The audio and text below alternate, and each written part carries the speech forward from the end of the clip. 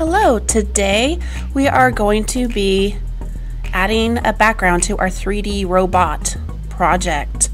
So, the first thing I would recommend is drawing the horizon line, or the line that divides the sky from the ground, or the wall from the ground if you're drawing an interior room. Before you get started, take a minute to look at all the background examples I put on the Canvas page. Think about what your robot's function is. What kind of environment would your robot be in? So my robot is a cooking robot, so I'm going to draw it in a kitchen. So I'm drawing a oven.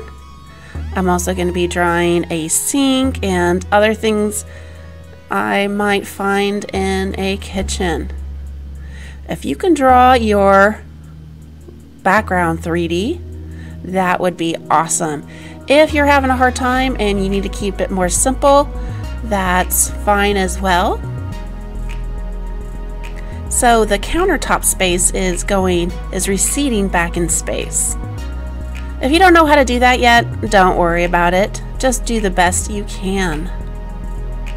Now, I do make a couple changes in my background, so sketch lightly. I always say that, but sketch lightly, because you might change your mind. You might need to change some things around.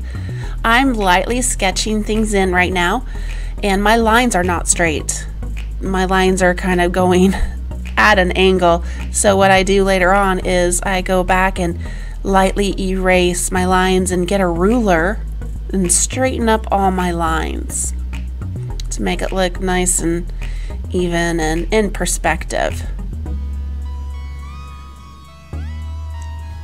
So you have today and tomorrow to work on your robot background, and then the day after tomorrow we're going to start shading in our picture.